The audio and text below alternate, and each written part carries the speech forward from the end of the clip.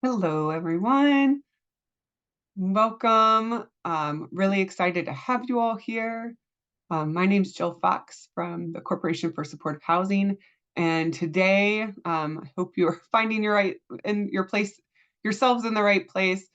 This is a how to apply an informational session around a really exciting opportunity we're having in the city of Baltimore, a Supportive Housing Institute. Um, if folks can just in the chat, we'd love to see who's in the room. We have I think over 200 people registered today for this informational session. So hoping to just use the chat to find out a little bit about who might be in the room today. So please, if you can just put your name, organization, and something like that you like about your community in the chat, would be great.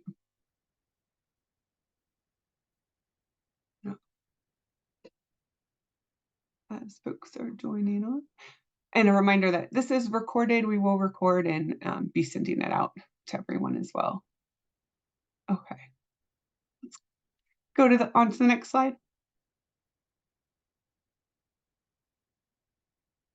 Actually, I'm not seeing slides just yet. There we go. Okay. Thanks. Thanks, Tiana. All right. So first, right off the bat, we have a really stellar group of partners and funders around for this project for our Supportive Housing Institute in Baltimore. This will be the first Supportive Housing Institute in Baltimore that has happened, and really excited to partner with the drivers really for this program are the Baltimore City Department of Housing and Community Development and in partnership with the Mayor's Office of Homeless Services. We're really lucky, I think the city of Baltimore and the community itself is lucky to have the support in this project as well of the Harry and Jeanette Weinberg Foundation as well, who has helped kind of kickstart the planning for it and is a big supporter of supportive housing and ending homelessness in Baltimore City, as well as this specific initiative. And then last, but certainly not least, really want to thank CSH's dear partner, the Housing Association for Nonprofit Developers, who's instrumental in putting on our supportive housing institutes in the Mid-Atlantic region.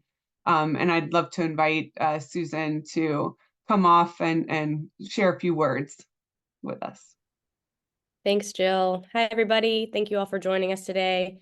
My name is Susan Ortiz, and I am the program director for the Housing Association of Nonprofit Developers, better known as HAND. For those of you who may not be familiar with HAND, we are a nonprofit membership collective.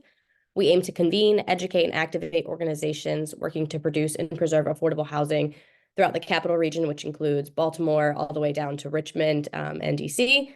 So our primary mission is to support professionals like yourselves in order to increase the affordable housing supply. We do this through various trainings, programs, and advocacy initiatives throughout the year. So if you're not familiar with HAND or interested in learning more or becoming a member, feel free to contact myself. I can drop my information in the session as well. We are really excited because this is HAND's third Supportive Housing Institute with CSH, but we're even more excited that this is our first in Baltimore. This program is a really unique opportunity for you all to get invaluable training on planning, financing, designing, and providing services for permanent supportive housing properties. We're grateful that this program is reaching our Baltimore footprint because part of what we do for HAND is advocate for policies that help further our shared mission to create affordable housing. One of the ways we are really intentional about this is through our advocacy work using data to impact policy. We do this through our housing indicator tool. If you guys are familiar with that, we typically call it the HIT. This tracks housing progress throughout the capital region. In the most recent version, which came out back in April of 2023, the greater DC region met its goal of producing 25,000 new units of housing. However, when we break that data down, only 235 of those homes were affordable to residents earning 0 to 30% of the area median income. So what that means is the projects coming out of this institute will directly impact those residents and help meet that need and produce more housing for our most vulnerable residents. But not only will you guys learn how to produce and develop this housing, but you'll also learn how to be more thoughtful about resident services, providing quality property management, and all the other tools that are necessary for coming to the planning table, getting these residents into quality, affordable homes. So we're looking forward to see what projects come out of this round. we're really thankful for CSH for trusting us to partner on this third institute with them, and just really excited to see what you guys all come up with. Thanks, Jill. You so much. Thanks so much. And just want to, so my fault. I told everyone to write something in the chat, and the chat is disabled. So I apologize for that. But so there is a Q&A box that you can use to ask questions. Please encourage you to ask as many questions you have throughout the session today. We'll try to get to all of them. We'll have time for questions at the end of the hour.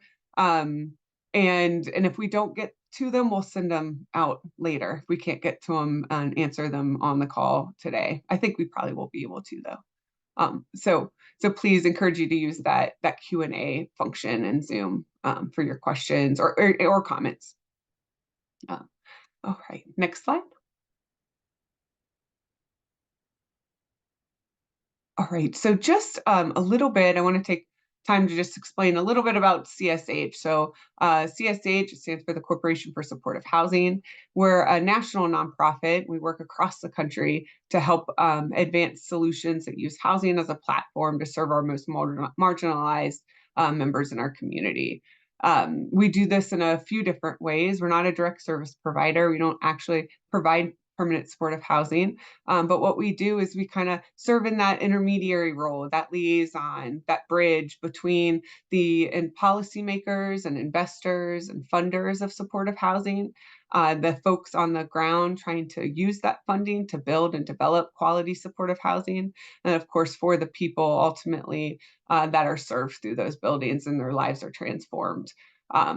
So we do this through consulting and technical assistance. We have an online training center for the field that provides self-paced and live trainings on a variety of topics around quality supportive housing practices.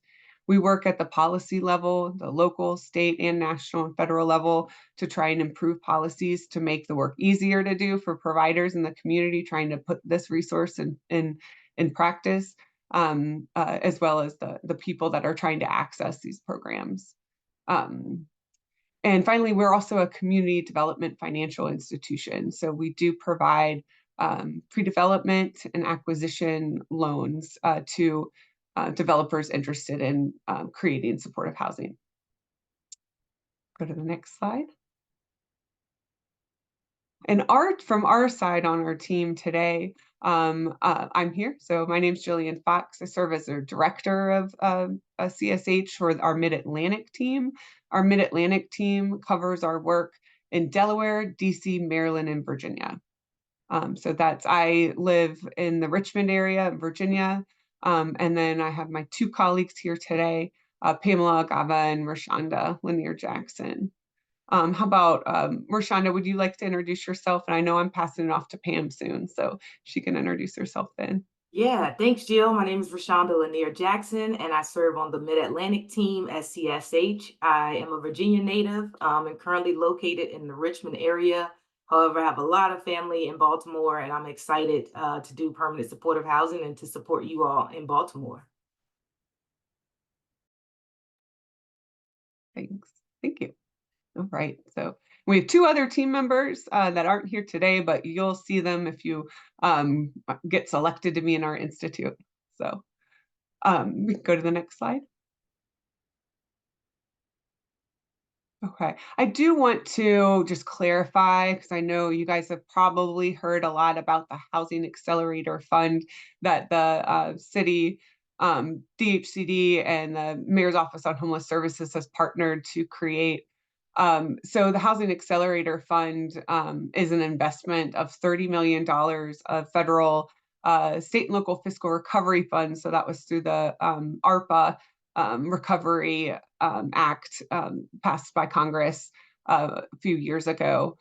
So out of the money that went to the city successfully set aside $30 million for a housing accelerator fund with the goal to create new units of permanent supportive housing.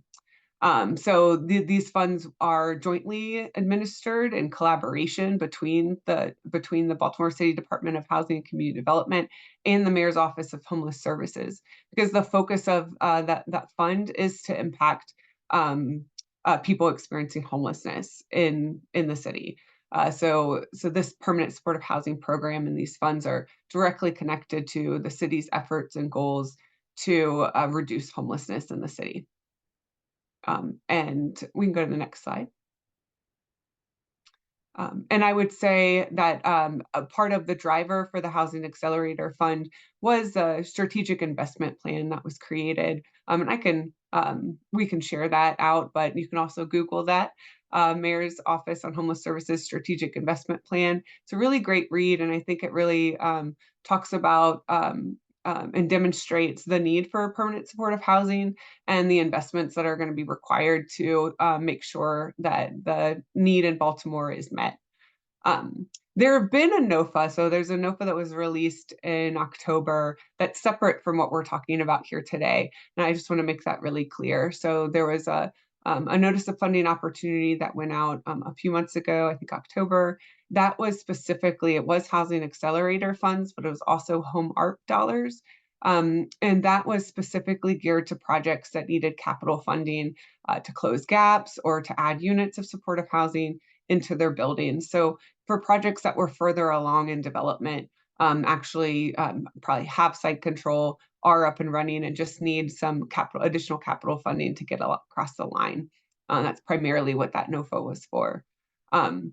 This opportunity here, as part of the Housing Accelerator Fund, some of that funding was set aside to be released as pre-development funding to help encourage new developments in the city for permanent supportive housing. That is connected with the Institute. So this how to apply session, an application process that you'll be hearing about for the Supportive Housing Institute. Once teams are selected for that and participate and complete all requirements for the Supportive Housing Institute, they will be eligible to receive a pre-development grant from DHCD upon completion, so next year.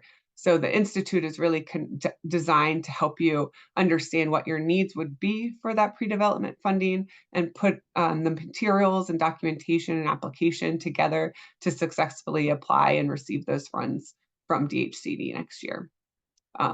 Want to mention, I did say that this permanent supportive housing, we know that permanent supportive housing is an effective intervention on a variety of populations. We're really focused here on ending homelessness, and because of that, these projects and that are all getting funded through the Housing Accelerator Fund must serve people that are experiencing or at risk of homelessness, that are coming through and referred through the city's coordinated access system. We have resources if you need to learn more about that, we can share more about that. And certainly if you are selected to be in the Supportive Housing Institute, we'll talk a lot about what that means for your projects and the tenants that you'll be serving. All right, and so I think with that, I am going to pass it off to our brilliant project manager for this institute in Baltimore, Pamela Agava. Unmute myself. Thank you, Jill. Hi, everyone. I have been going through the participant list and I'm seeing some familiar names. As Jill talked about with the last NOFA, we did a PSH 101 kind of crash course on PSH. So we are familiar with some of you, but altogether, as Jill mentioned, this funding is really to promote the development of permanent supportive housing, to support those who are experiencing or at risk of homelessness in the city. And so you may ask, next slide, Tana, you may be asking, why now, right? And it's because Baltimore City needs it. And CSH is really big on making sure we kind of level set what need is based on data that's available. And so over the next couple of slides, we're going to talk about what the need is for permanent supportive housing specifically, not just affordable housing units that have vouchers attached to them, or just, market rate units that have, pretty good resident services, but specifically permanent supportive housing. Next slide. So CSH estimates the national supportive housing need is at 1.1 million, right? And this need is represented across many systems that exist in our society, right? So the justice involved, it's healthcare systems, and that includes behavioral health care, child welfare and foster care, as well as those who have intellectual or developmental disabilities, as well as aging and senior populations, right? And what we want to be clear about, right, because everybody kind of has a different perspective when we say those who are experiencing homelessness or at risk of homelessness, and then we start to cross identities with some of these systems, we may think of people who we believe can't live independently. Permanent supportive housing is for people who can live independently, and it should not be in institutions, but they need wraparound services. And so wraparound services looks differently based on their specific situation. But these wraparound services are everything from help navigating employment opportunities based on their particular personal background, to identifying healthcare that allows them to continue to live independently and support their ability to do all of the activities of daily living, right? And so that may be a case manager who comes and supports and helps make sure that there's medication management happening, and that that particular person has everything they need. And really what it is a safety net that says, hey, we're supporting you in your independent journey to live independently and thrive, right? And so we've looked at data from every state and determined, based on different point in time counts, an estimate of 1.1 million, right? And nationally, that's a whole lot. But what does that mean for Baltimore City, right? And so we always want to drill down to the local level because that's where you guys care about. On the next slide, we really focus on what that need looks like in Baltimore City. So it's 1,551 people experiencing homelessness during the point in time count as of January 2023. We know we're coming up on January 2024 when point in time counts are traditionally done. So we will be seeing different numbers pretty soon, but this is some of the most recent data that we have. 65% of those were men, 73% were Black or African American, 16% of that 1,500 were chronically homeless, 8% were veterans, 17% were youth. And that's anyone up to the age of 24, right? 58% of that population was in emergency shelter. 34% of that population was in transitional housing, and just under 7% of that population was unsheltered, meaning living either on the street or not within any type of dwelling that could be recorded, right? So when we look at this, we understand that there is really a diverse population experiencing homelessness. And so we have to be intentional about creating the type of housing that would support these populations. So what kind of services do residents who are former veterans need? What do youth aging out of foster care need? What are those who've been engaging in the emergency shelter system repeatedly going to need, right? They still have the ability to live independently, but we want to provide these services. And that's the key. Permanent supportive housing is that affordability component directly connected to a services component. And without both of those pieces, you don't really have true permanent supportive housing. Well, we're also on this slide, I want to present the dynamic that I'm sure a lot of you are aware of, which is the racial inequities that kind of exist within homelessness. Overall, across the country, homelessness disproportionately affects people of color, Black people and people of color, and the same is true within Baltimore City. As you can see, 73% of individuals who are homeless within the city are Black or African American, 23% are white, 6% are Latinx, 2% identify as multiple races, and 1% or less for other racial groups that have been identified through the point in time count. And so there's a large racial disparity there as well. And so permanent supportive housing is also an issue of equity. How do we ensure the most vulnerable people, people who are traditionally marginalized from our mainstream systems are able to access what they need in order to continue to thrive within the community that they're choosing to live in. So a lot of different things happening here that supportive housing can address, right? So what does it look like in terms of the number of units? What we're presenting here is the number of people, but what does this look like in terms of the number of units connected to this, the possibility of the funding that's available through the Housing Accelerator Fund? And on the next slide, we give you that big number. So Baltimore City needs at least 1,320 new units of permanent supportive housing to meet the need that we just talked about, right? So there's ample opportunity for unit development in regards to permanent supportive housing. The real goal is, how do we connect funding for development with funding for services to kind of plug them in together and move forward to meet this need? And the Supportive Housing Institute is one of those things. But I'm going to jump a little bit more into supportive housing just to make sure that we're all kind of level setting and clear about what supportive housing is. Next slide. So again, supportive housing combines affordable housing, and in some cases, deeply affordable housing, what we call deeply affordable housing, with services that help people who face the most complex challenges and are most likely to be systemically marginalized.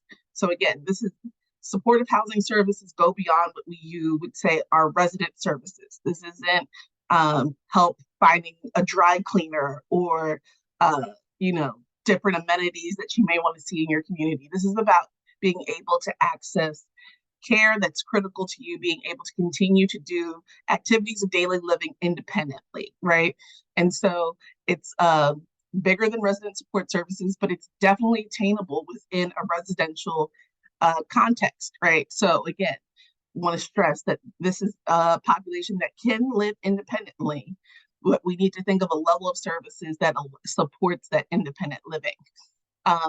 And this is, again, supposed to happen in a non-clinical setting, right? By living independently, what we mean is that these are individuals who can take on their own lease, right? Be legally responsible for a unit, as well as physically and emotionally responsible for that unit, mentally responsible for that unit, and all of the services help to do that.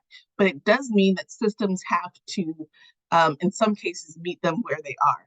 So let's talk a little bit more about the population that would need to access supportive housing. On the next slide, we kind of give you a straightforward list so that we're all kind of, again, level setting and thinking of the same population, right? So they're experiencing chronic homelessness. They're cycling through institutional emergency systems and are at risk of long-term homelessness, right? We know that the shelter systems that exist have challenges, that shelter systems are not a form of permanent housing, right? But we need long-term solutions. So again, when you have people cycling through different types of institutional settings or emergency systems to access housing, they are definitely at risk of long-term homelessness. Living with intellectual and developmental disabilities, or living with chronic health conditions, right? And that can be a wide range of different things. Are being discharged from institutions or systems of care. So institutions in this case may mean things like jails, prisons. They may have been a long-term rehabilitation facility. And so they are being discharged because they met the requirements of the program to be discharged, but they have no place to go, right? And so they are at risk of imminent homelessness, but they also need support in maintaining whatever health strides that they may have made within the previous program that they were a part of, right? So fundamentally, supportive housing is for anyone who, without that housing, cannot access and make effective use of treatment that they need to receive or are already receiving, right? And that's what we want to keep in mind as we kind of navigate through how we determine affordability, how we determine what services will be available, this specific population, right? How we make sure that those who are vulnerable and marginalized are able to get what they need in order to effectively use that care and those resources to support themselves. So next slide. So supportive housing has a lot of components, right? I can see the questions popping up around different things, around funding, around how you kind of combine these different things. And that's what the Supportive Housing Institute does. So CSH offers the Supportive Housing Institutes across the country. And we're going to talk about what it is, what the schedule looks like, and what it will look like specifically in Baltimore City for those teams that are accepted. So we can go to the next slide. So a Supportive Housing Institute is a CSH signature program where we really talk about how you build quality supportive housing, right? And for CSH, the institutes are important because it ensures that we're developing a quality pipeline of supportive housing in localities across the country. To date, we've had over 47, because I don't think the last two institutes in the Mid-Atlantic were counted within this data, but over 47 supportive housing institutes across 16 states. So we're doing supportive institutes across the country in different states, different localities with different partners. And so we're able to offer a lot of insight to how supportive housing can be successful in a variety of environments. It's a combination of training and technical assistance, intensive capacity building, offered over 4 to 6 months of sometimes 4 months, sometimes we go up to 6 months, just based on the applicants that we take in. And it's based on our PSH quality standards, right? So what we do is we provide quality standards, or what we call them quality standards, which are the baseline of what you would need to do to have quality supportive housing units within a project. What do you fundamentally need to know in order to have that be a good project, right? And what we do is we often partner with a funding opportunity. So in this case, in Baltimore City, it's with DHCD, so that we can significantly reduce the time it takes to fund a project, but then also ensure that that project would still be quality PSH. We can go ahead to the next slide.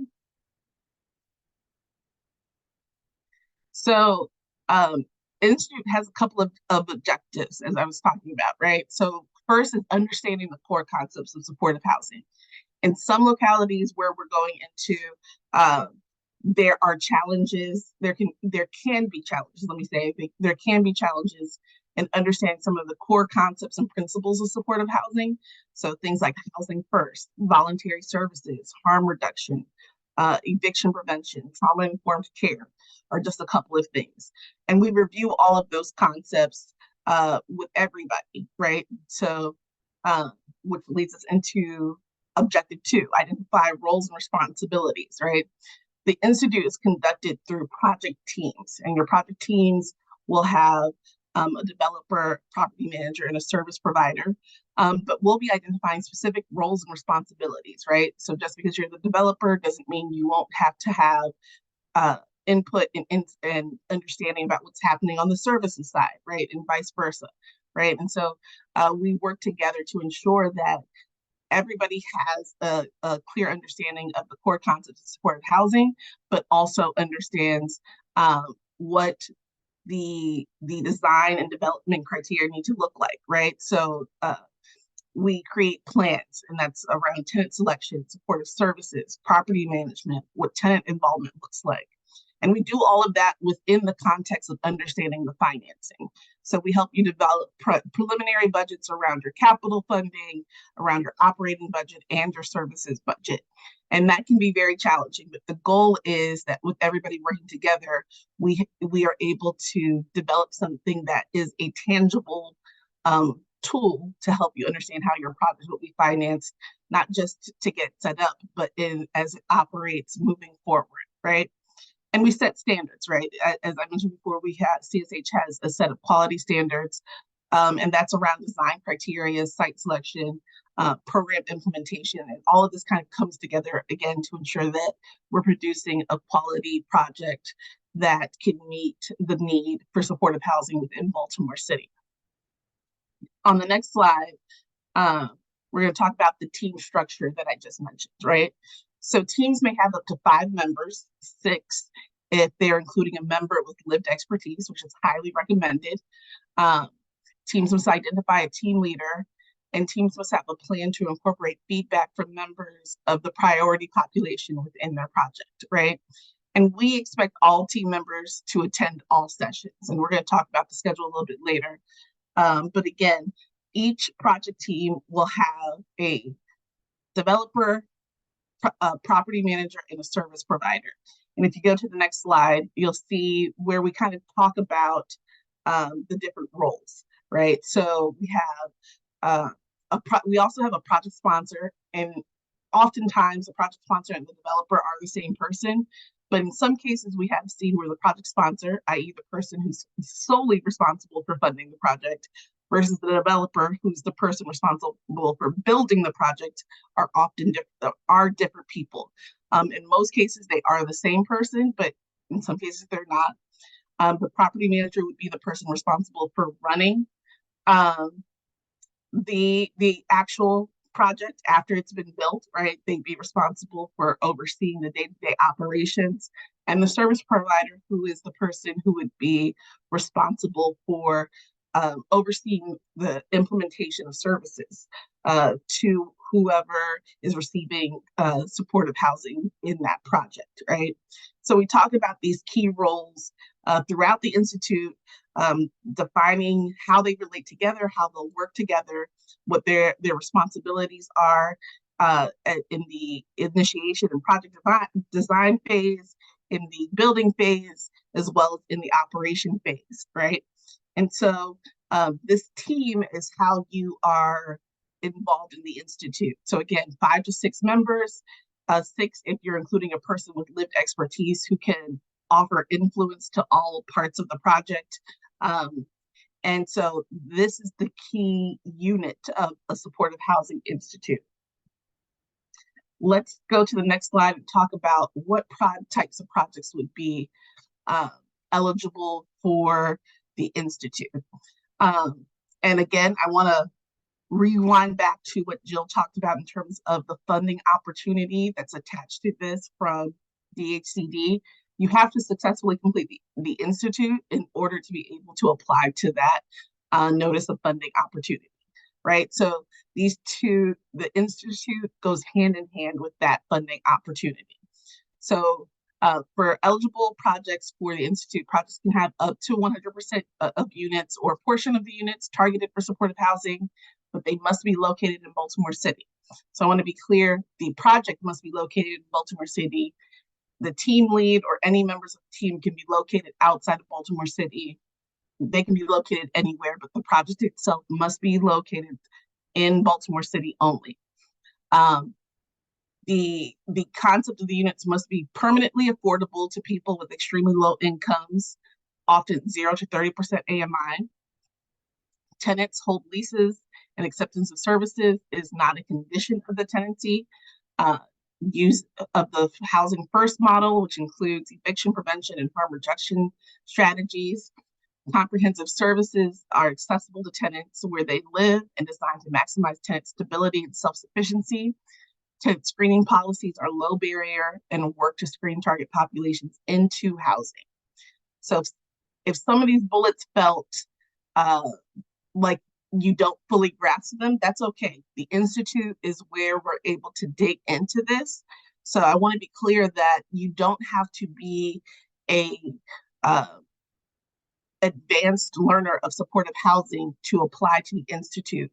We will go through all of these concepts, talk about what comprehensive services are throughout the Institute. And so project teams will have the ability to learn about all of this as we go forth. What they need to demonstrate in the application is their willingness to take this on and how they will use the information to impact their proposed project. All right, we can go to the next slide. So the focus populations. This is, again, dictated by the funding source. And so for the purposes of this institute, it's people experiencing or at risk of homelessness referred through the coordinated access system. And this will be required. So any of the PSH units you have within the building will be referred through the coordinated access system. And that will be something we'll be talking about, that referral process throughout the Institute, so that you're really familiar with the coordinated access system, what their referral process looks like, how you'll ensure that you have PSH tenants coming through, and that your PSH units won't be sitting vacant. But this is the population we'd be targeting throughout the Institute and for this funding. Next slide. So the 2024 Institute will be hybrid. We'll have both in-person and remote sessions. In-person being, we'll set a location. All the teams will be required to show up in person. Those in-person sessions will be held in Baltimore.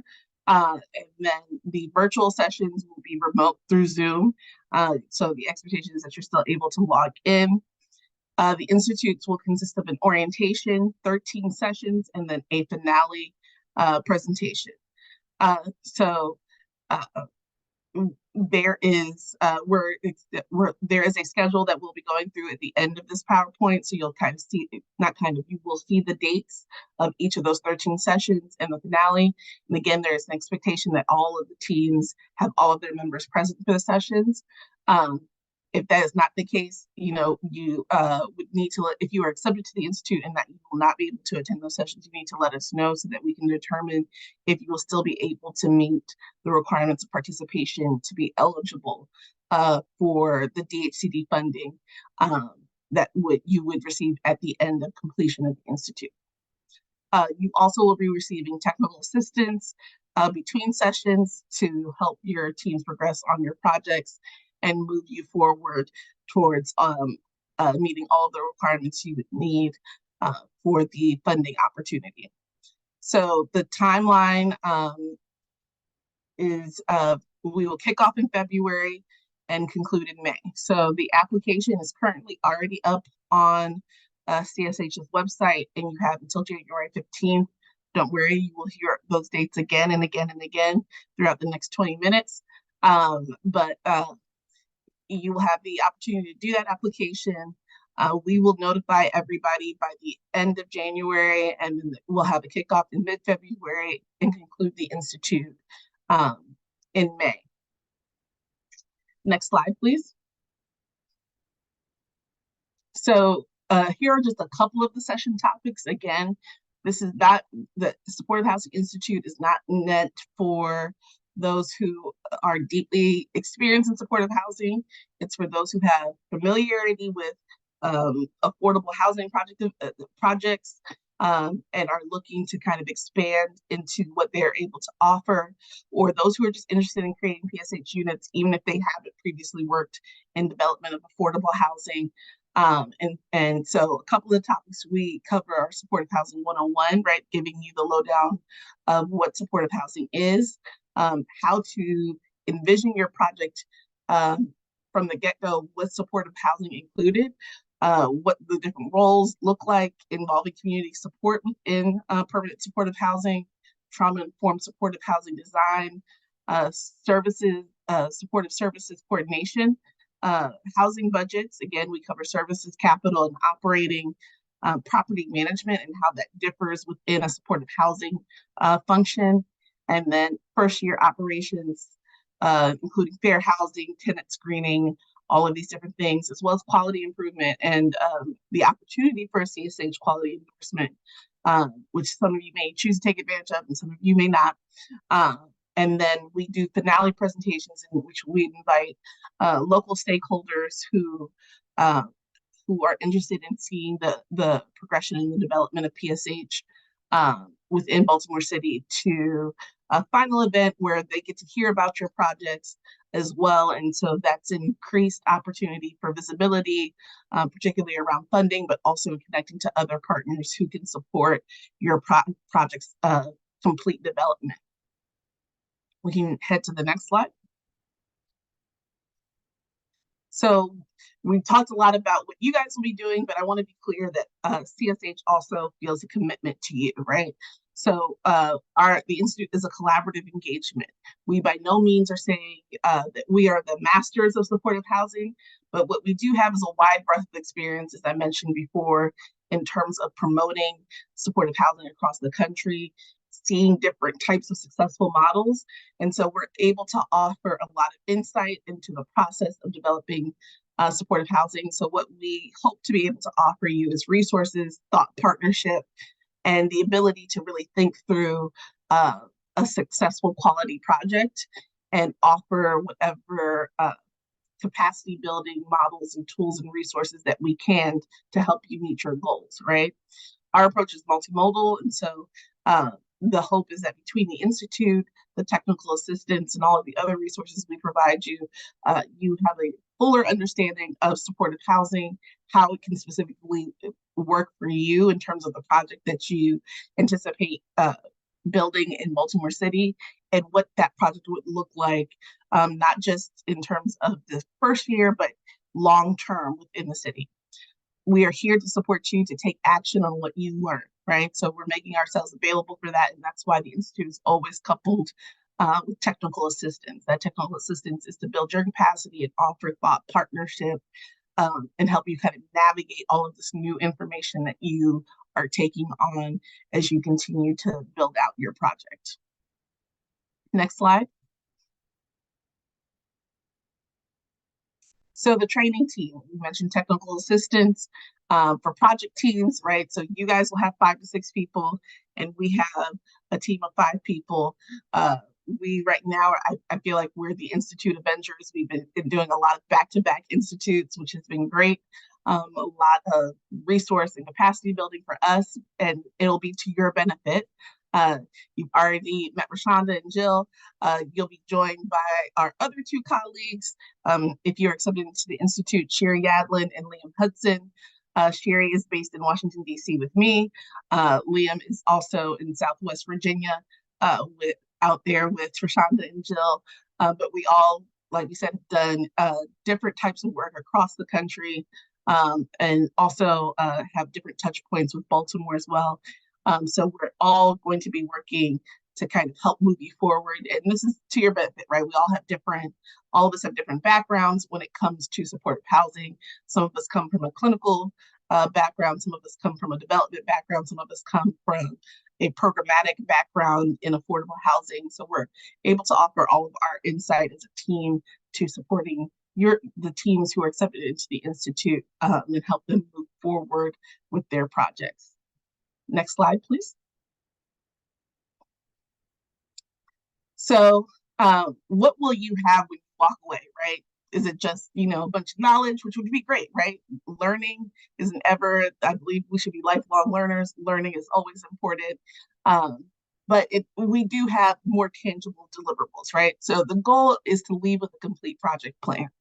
And so again, for newer developers who are kind of like, this is all new, development is new to me, PSH is new to me, we're hoping that you can leave this institute with a fully formed project plan that's still iterative, right? Still may change over time, but you have a core concept of the type of project you want to do. Leave with capital, operating, and service budgets, right? At least a first draft, right? Again, all these deliverables might be iterative in nature because that's the nature of development, but we're hoping that through the coursework and homework that we assign, you're able to identify sources and uses, partnership MOUs, that you have a draft service plan, a draft property management plan, that you've thought about how you're going to engage community support and encourage tenant involvement, right? And then finally, again, completing the Institute is a requirement in order to be able to apply for those pre-development grant funds from DHCD. And so that's your biggest opportunity in regards to the Institute in terms of funding as it pertains to the Institute. So there are a lot of different things here. And again, if you're more advanced in development, some of these things may not be as useful to you.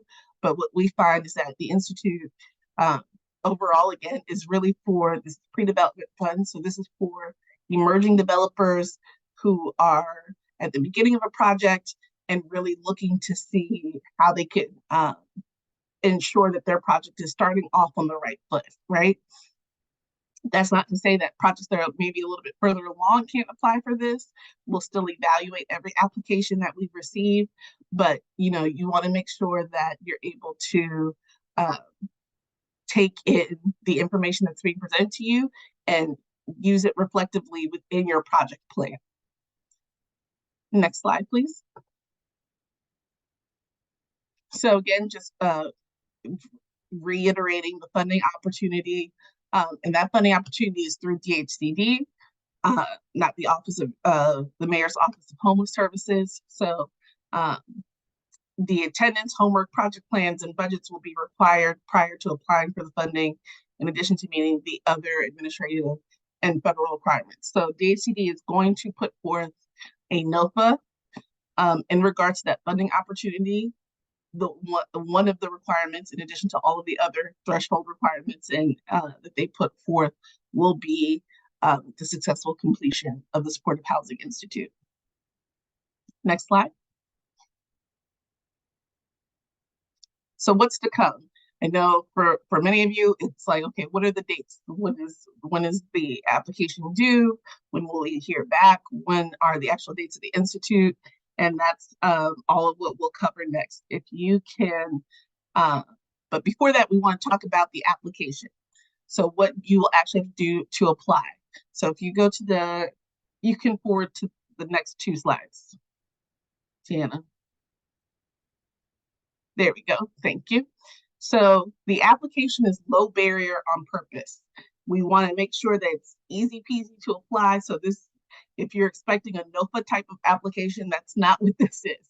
It's very straightforward. We want to be able to focus on the concept of what the project is, who you're planning on supporting, and how the Institute, and being able to identify how the help you support that population. So we ask for team member information. If you haven't identified all of the members of your team, that's totally okay.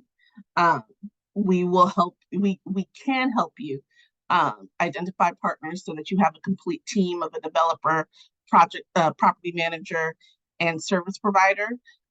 We also will do additional follow-up connections. So if people email us asking, is there anyone looking for a service provider? We can help facilitate that as much as possible. We want to understand your project concept. Again, this is not necessarily asking for a project plan. This is asking for a project concept. And if you have more details on the project concept, feel free to provide that.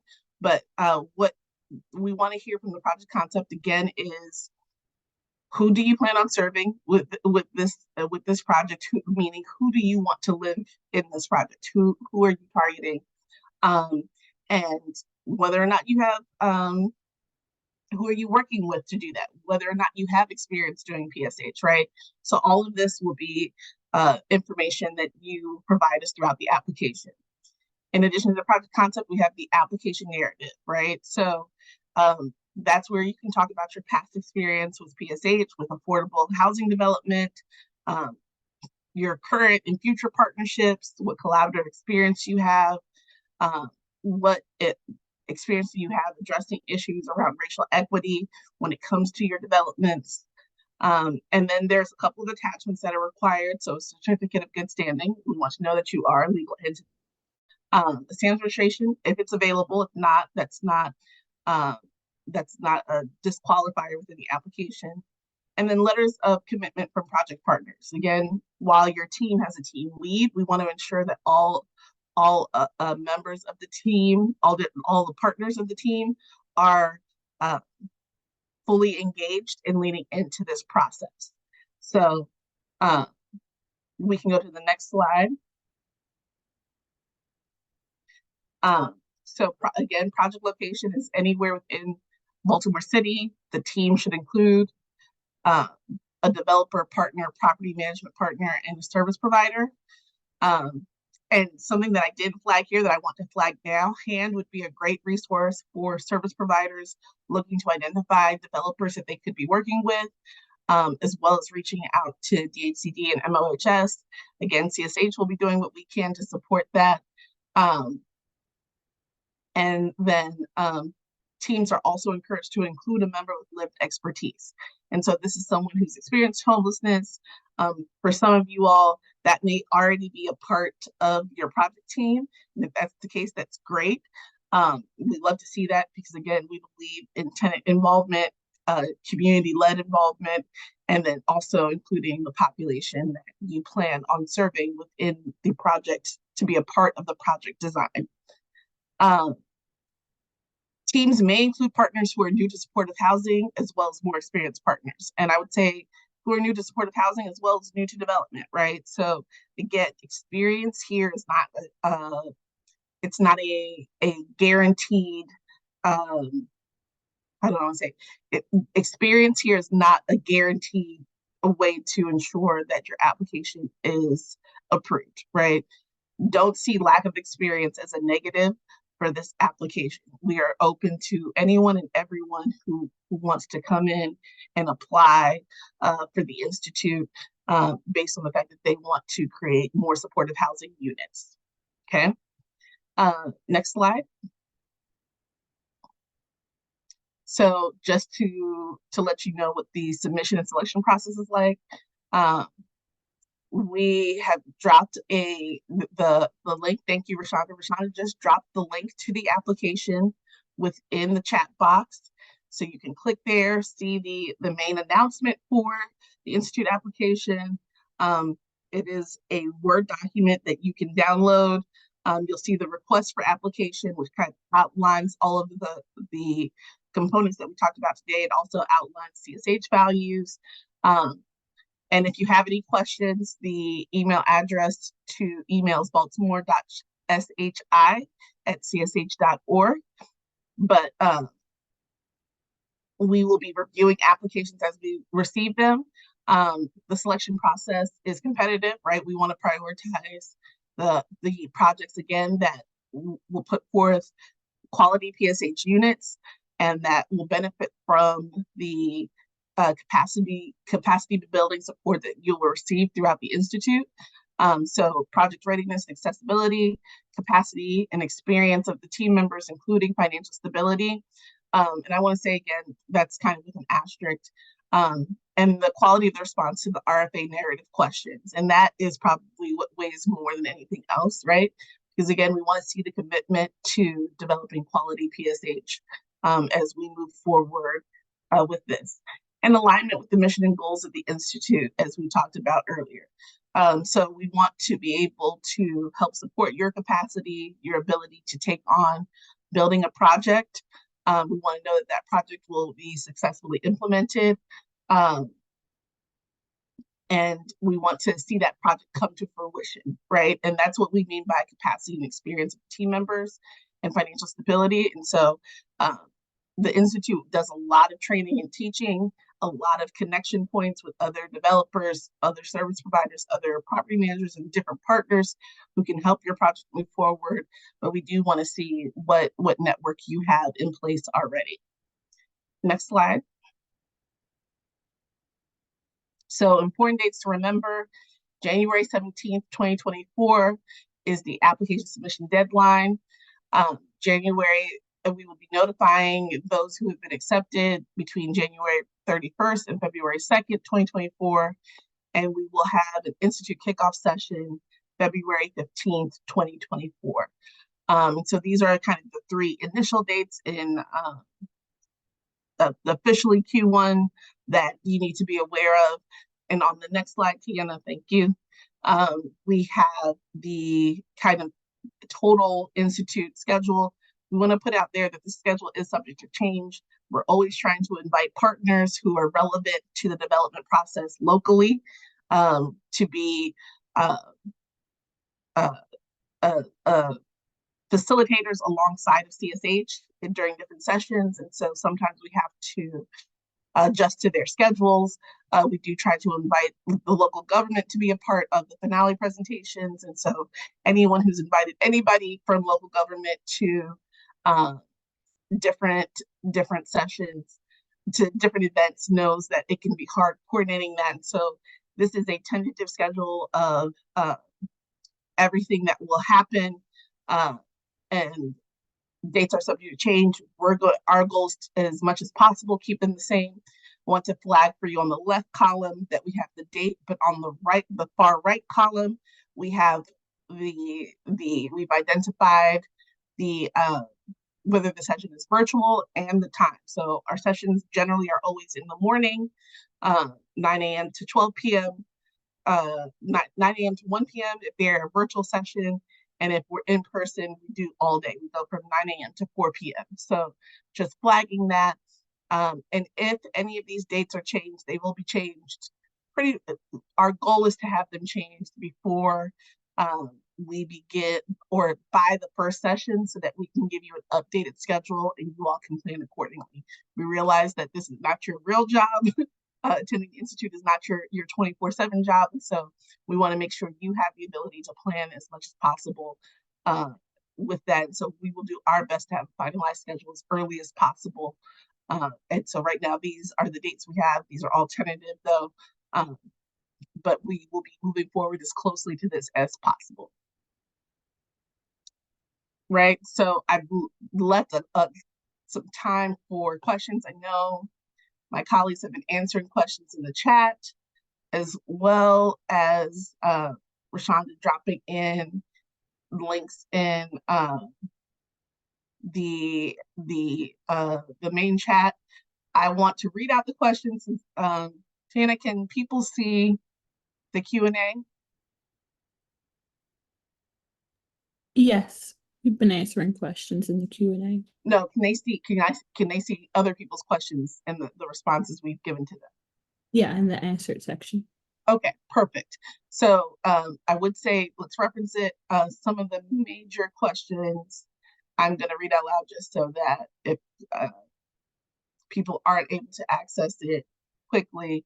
Do you know when the Home Market Housing Accelerator Fund will release another round of funding? No, we do not know if or when there will be another round released. So the NOFA that you saw come out in October and this, as far as we know, are the opportunities that exist. Can the Institute help us navigate Housing Authority, Baltimore City project-based vouchers applications? We can try. The Institute is always collaborative. We have already been working with HABC on the previous NOFA that was released, and so we've become very familiar with the team there and their process for project-based vouchers. So we can definitely support the effort there. We've gotten some insight and learned a couple of things as we've navigated the capital development NOFA that's already gone out. Will we receive a copy of the slides? If you registered through the link, whether it be through HAND's email, DHCD's email, or MOHS's email, we will be sending out a recording of the session, and the information in the slides is also all within the application materials, which you can access again through the link that Rashonda posted to the chat. You can request a copy of this recording by emailing baltimore.shy@csh.org. Again, the recording will be sent out if you pre-registered to review this in detail later.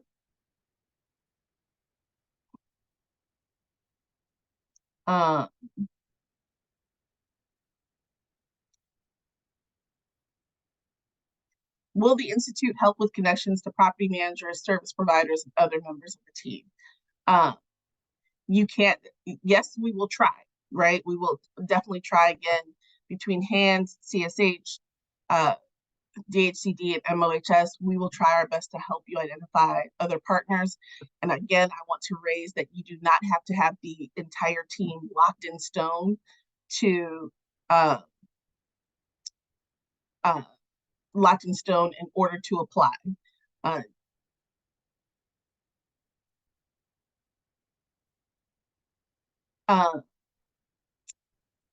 So we have one question. I would like to know if co-developers are permitted. We have had project teams where there are co-developers. Again, that's not something that's not permissible.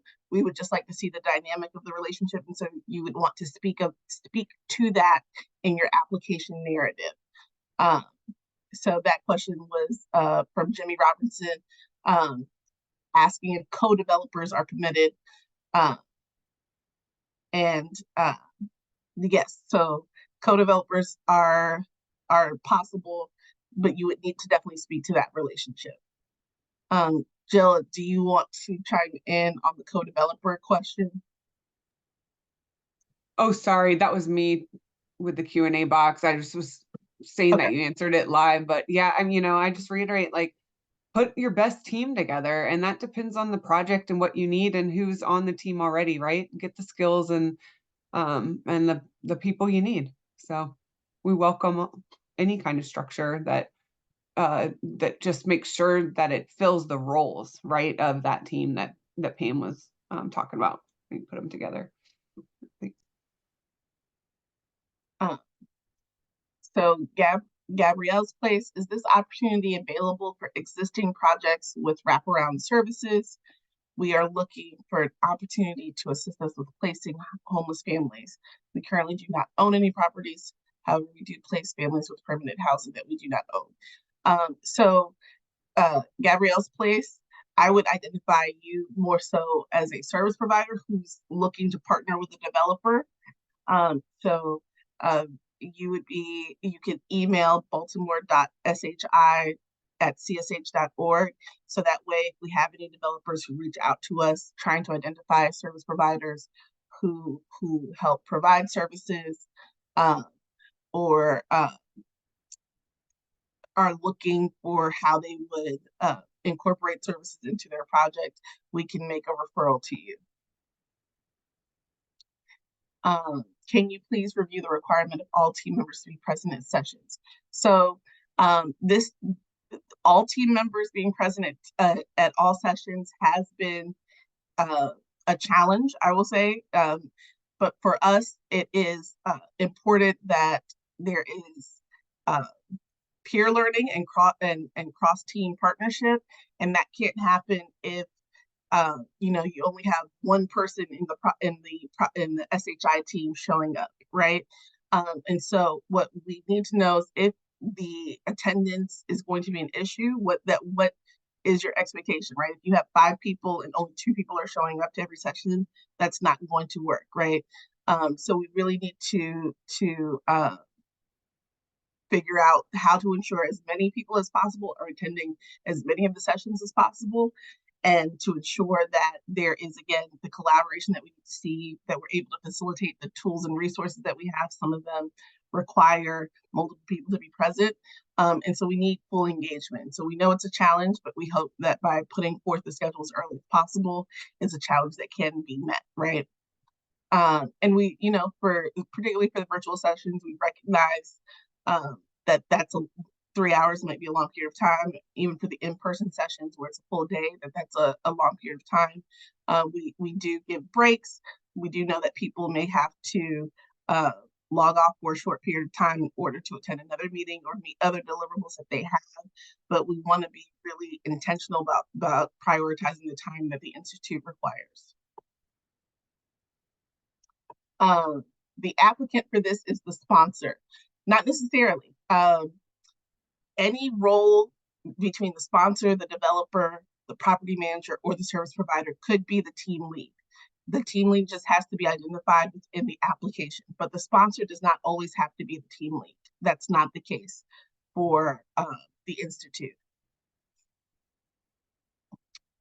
As a property manager, could you be on multiple teams?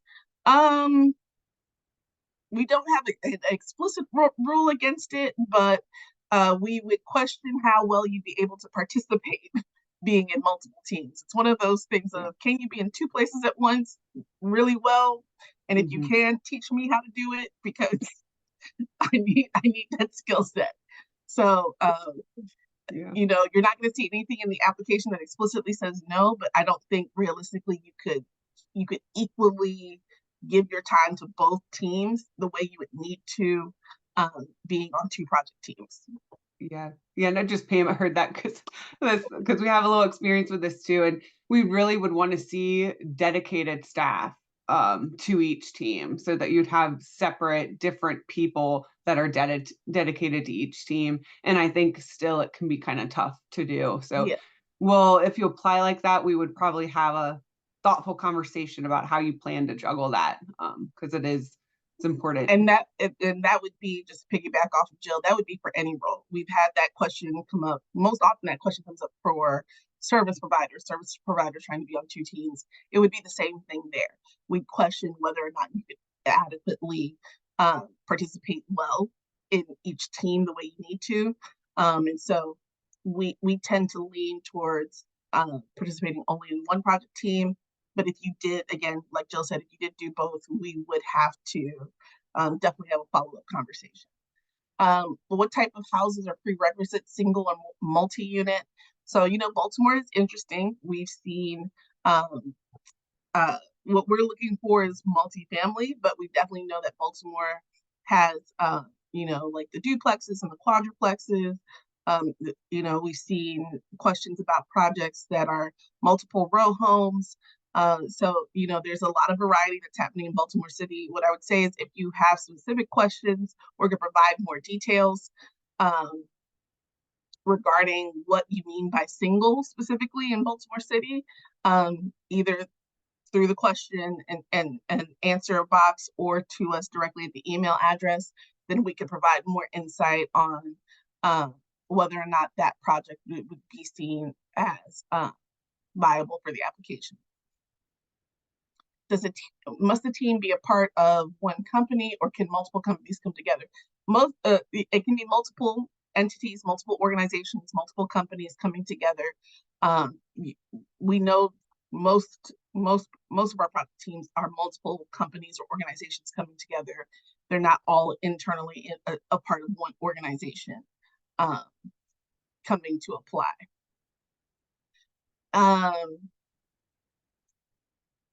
I think we've answered all of the live questions. There's a couple more. No, okay, so the follow-up question to, can it be multiple companies or organizations? No, they do not need to form a joint venture. This would be a partnership, right? How do you normally structure partnerships? That might be through a memorandum of understanding, an engagement through some other form of formal contracting, or it may be more informal. And we talk about how you memorialize these partnerships internally amongst the partners throughout the Institute. So that's something where you definitely want to discuss it with the partners. What are you guys comfortable with? And if you can put forth that decision in your application, great. But if not, that's totally fine, because we will cover that in the Institute. All right. I think I'm not seeing any other questions. Is there a prerequisite for how many units each project must provide? No, there's not a prerequisite for how many units each project must provide. So this is, you know, something where it can be a super large project or super small, and all of that is, you know, subjective and relative to your capacity, experience, all of the different things, right? So there's not a prerequisite on total number of units or total number of PSH units within the project. Will there be assistance through multiple rounds of funding? I'm not sure I understand that question, Wayne. If you could ask it for me a different way, that might be helpful. Could the project be new construction? Could the project be new construction on vacant lots or renovation of an existing property? Yes to both. It can be totally new construction. It can be reno or rehab.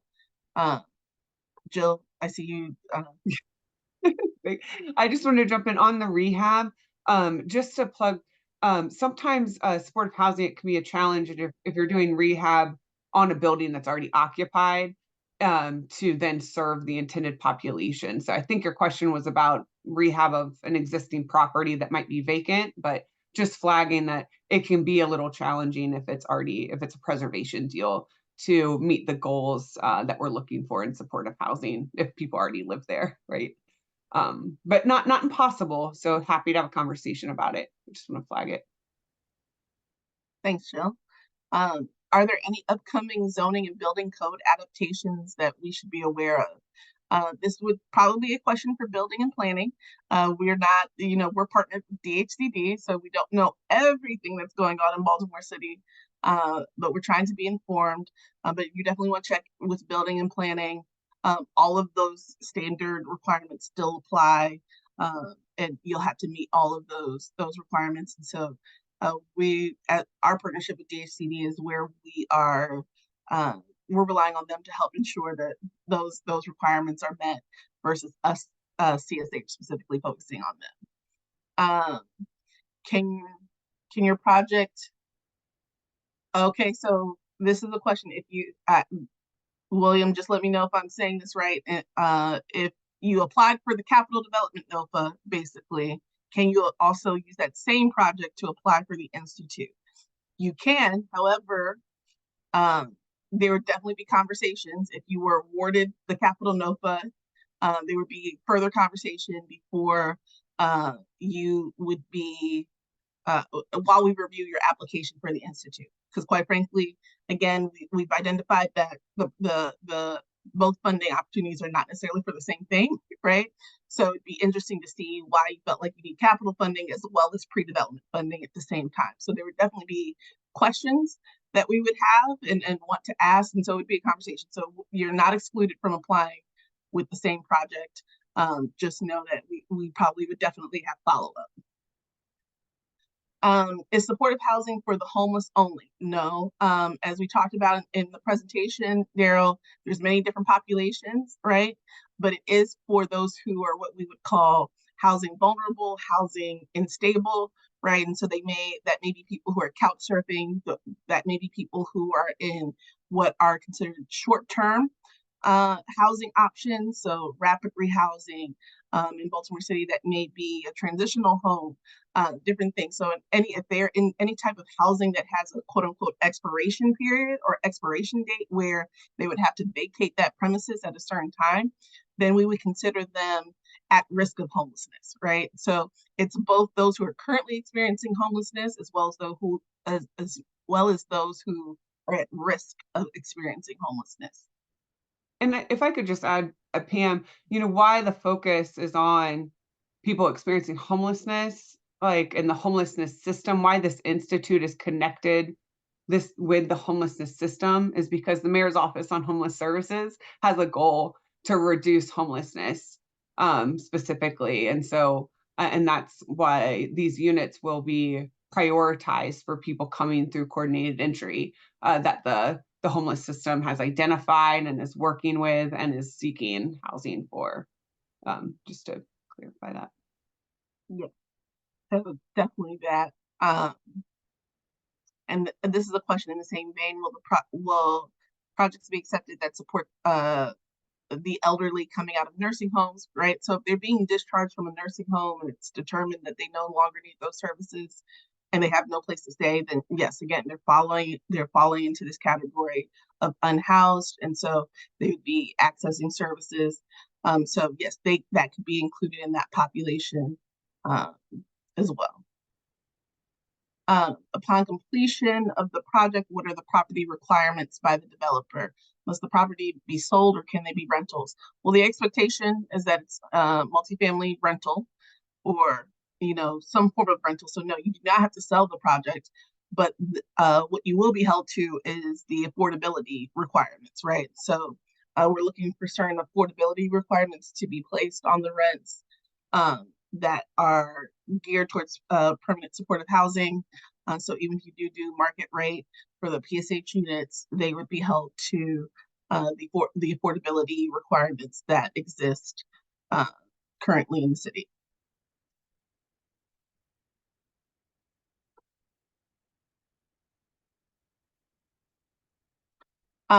So we have a question: if there's a larger project which would require a significant amount for purchase, development, and or modifications if the full amount isn't secured, and there has to be more funding or grant applications, would the organization provide assistance or guidance?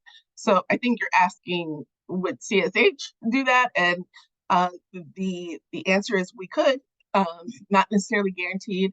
Part of the Institute is identifying your sources of capital and identifying potential sources of capital. So we'll be working with you to think through what are all the viable avenues of funding for this project that you need. So both in terms of the rest of your pre-development funds, if you need more than the 150,000, your capital funding, your operating, and your services.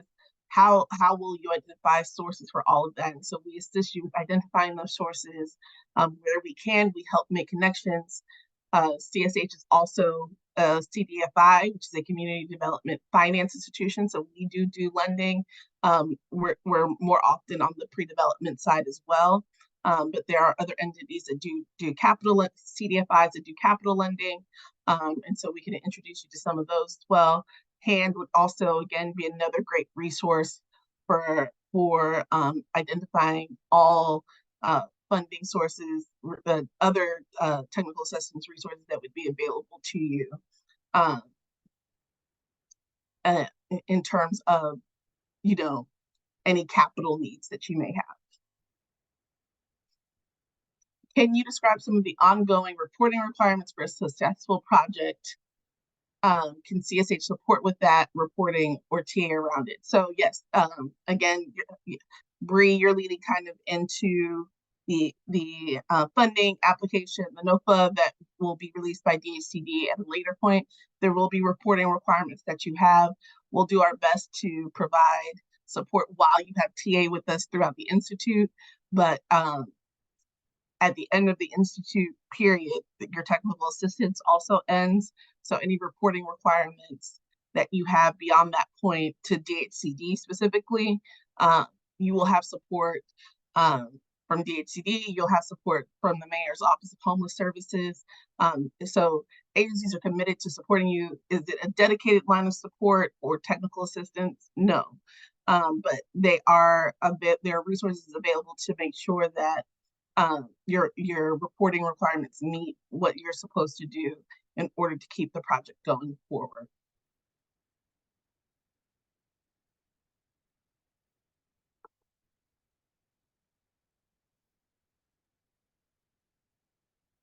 We've got a couple of minutes left, so just want to make sure that we get to all questions.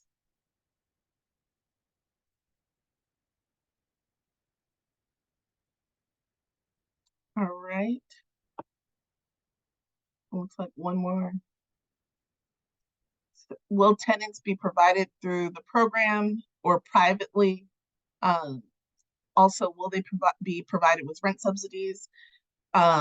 Don Jones, we're trying to get some of the Institute before the Institute. We'll talk about this in detail during the Institute, but essentially, as Jill mentioned, we are these projects, DHCD is prioritizing projects that are coming through the coordinated access system. And so that is a referral system through Baltimore City, right? So there is support that you have in getting referrals of proper clients. There's a process that they go through. Some of those clients may have vouchers, some of them may not, right? And so there's a combination of options that you have, right? You can be seeking project-based vouchers. You can also be seeking clients who have rental vouchers, but some may not have rental vouchers and still be coming in, right? So there's a lot of things happening there. Service providers also have access to rental subsidies based on the population that's being served. So there's a couple of options for what rental assistance can look like for units in terms of the development, but overall in terms of the direct referral of clients who fit the population we're prioritizing, that would be the coordinated access system, and they have a dedicated referral process that you would go through in order to get those clients. So I saw a question that said, what was the last date in regards to the application? I think you get the due date. The due date for the application is January 17th, 2024. And so Rashonda posted the link for everyone. The application is currently up on our website. And it is the final application submission is due January 17th, 2024. Does the CSH endorsement include any information to potential investors?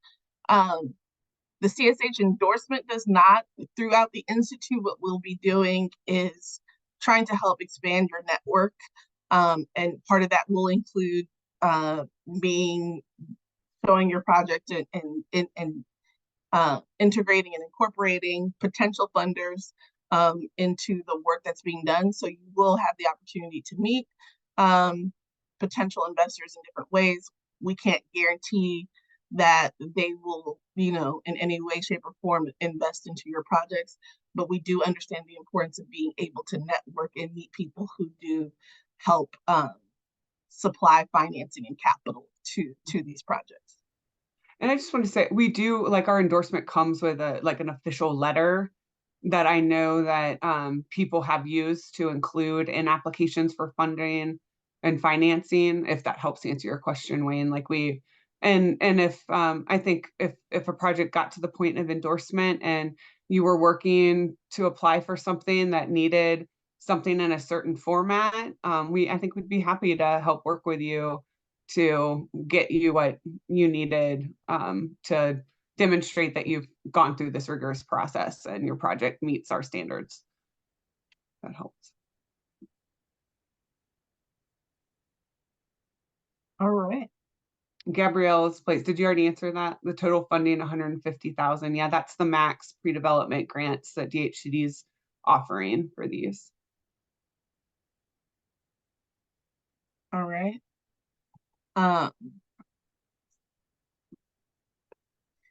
Then again, just to answer the question that I think I saw it pop up twice. I can't remember who else asked it. Applications are due January 17th. We will notify you by February 2nd. And then February 15th will be the Institute kickoff. That will be a virtual kickoff. So that will be a Zoom session. That's kind of, consider it your orientation, right? I'm old and barely remember what orientations were like, but we're using that word because it helps conjure up what that is. It's just a ground setting meeting. All of the project teams get to meet each other. So that is a short and sweet way to kind of start it off. And then our first official training session in the Institute will be in person. Rashonda, can you drop the link into the link for the application into the chat one more time? And then if the dates are changed, will the in-person sessions be the same day or the next day? So if the dates are changed, again, we don't anticipate a ton of the dates changing, but if the dates are changed, we will try to keep a very similar schedule. If you notice, the way we've kind of paced it is 2 sessions back to back with a week off, and a week to 2 weeks off, and then another 2 sessions back to back. And so for those who are thinking about what the schedule will look like, it'll still be that same pace. We're never going to do 4 sessions in a row. Again, we understand that you all are working professionals, and so there's only so much you can commit in any given 1 week period to the Institute. And so we want to try and balance that out. And so it'll always be, 2 days with a gap, then another 2 days with a gap. Again, just trying to facilitate giving you guys space in order to be able to go back to your work. Will DHCD also provide funding for development along? No, the 150,000 is the pre-development funds are the funds that DHCD is providing. What types of dwelling is the Institute interested in? would house sharing be appropriate, such as the room rental, or are you looking for apartments? Traditionally, we are looking for apartments. Again, we're trying to support independent living, not a form of group living. And so anything that prioritizes individuals having their own space and access to a full unit, so including, you know, a communal space or a kind of open space, their own room, their own bathroom, their own kitchen, would be what we would see as ideal. And it feels like, you know, based on the questions, there's a lot of um, interest in like quality supportive housing. I'm going to drop a link into CSH's quality supportive housing landing page too. I just encourage people to take a look at it. There's a guidebook that clearly kind of talks about the model and what's effective and what the housing looks like, what services look like, and that might help kind of orient you all, newer folks to supportive housing, to what we're really talking about, in the evidence-based practice of supportive housing. One last question, will there be a maximum number of projects per team for the program? So traditionally, each project team is only focused on one project when they come in. What you're learning can be applied to multiple projects, but we use one specific project that you're working on to help illustrate all of the concepts and kind of move that one project forward through the Institute. Then you're able to take that learning and apply it to all of your subsequent projects on your own. So I want to flag that we're at time. Again, Rashonda has dropped in the application link. The recording with the PowerPoint will be emailed out to you if you pre-registered. Here we've also dropped the link to just the quality standards. So for those who may have further PSH questions, you can check that link out as well. But expect to see the follow-up email regarding the PowerPoint and this recording to you shortly. That maybe not today. Give us some breathing time, right? But very soon. And then again, if you have any questions, feel free to email baltimore.shi@csh.org. Thank you very much for attending. We appreciate you coming out.